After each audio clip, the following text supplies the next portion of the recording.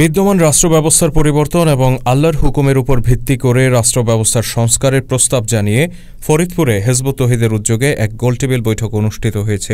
রবিবার সকালে ফরিদপুর প্রেস ক্লাবে সাংবাদিক লিয়াকত হোসেন মিলনায়তনে তৌহিদ ভিত্তিক আধুনিক রাষ্ট্র ব্যবস্থা শীর্ষক এই গোলটেবিল বৈঠকের আয়োজন করা হয়। এতে হিজবুত তৌহিদের কেন্দ্রীয় নেতৃবৃন্দ, স্থানীয় গণমাধ্যম কর্মী ও সুশীল সমাজের প্রতিনিধিরা উপস্থিত ছিলেন। হিজবুত তৌহিদের কেন্দ্রীয় যুগ্ম সাধারণ সম্পাদক মাহবুবুল আলম নিক্কনের সঞ্চালনায় অনুষ্ঠানের মূল বক্তব্য উপস্থাপন করেন সংগঠনের কেন্দ্রীয় সাহিত্য সম্পাদক রিয়াদুল হাসান।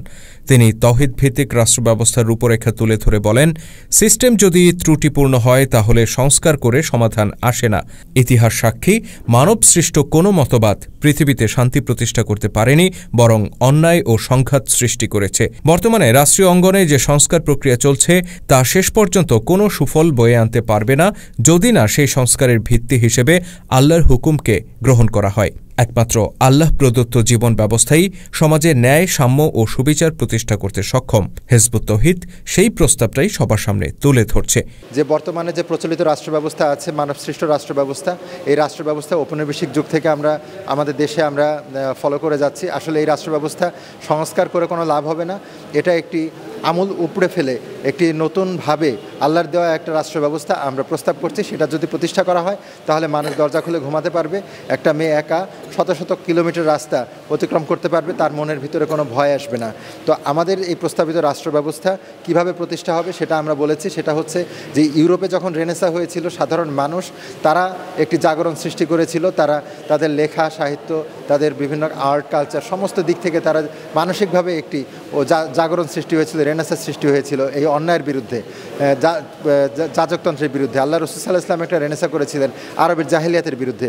ঠিক একইভাবে বর্তমানে মানবরচিত যে রাষ্ট্র ব্যবস্থার অন্যায়, অবিচার, কুফল, ব্রিটিশদের, ইউরোপীয়দের তৈরি করা জীবন ব্যবস্থা, রাজনৈতিক, প্রশাসনিক কাঠামোর যে কুফল আমরা আজকে ভোগ করে চলেছি, এই ধর্মান্ধতার যুগে এই সমস্ত অন্যায়, অবিচার এর বিরুদ্ধে আজকে মানুষকে জাগতে হবে, জাগাতে হবে।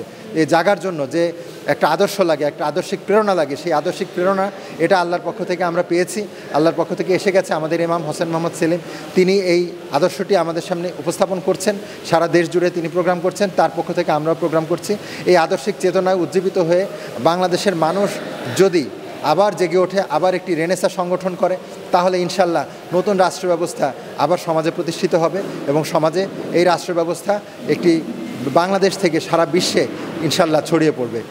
এ সময় আরও বক্তব্য রাখেন হিজবুত তৌহিদের বরিশাল বিভাগীয় সভাপতি শফিকুল আলম মুকবা, বরিশাল অঞ্চলের আঞ্চলিক সভাপতি রুহুল আমিন মৃধা, ফরিদপুর জেলা শাখার সভাপতি মোহাম্মদ রেজাউল করিম, ফরিদপুর প্রেস ক্লাবের সাধারণ সম্পাদক মাহবুব হোসেন পিয়াল, প্রথম আলোর প্রতিনিধি পান্না বালা, দৈনিক সকালের খবরের সাজ্জাদ হোসেন রনি, চ্যানেল 24 ও সমকালের প্রতিনিধি হাসানুজ্জামান সহ আরও অনেকে।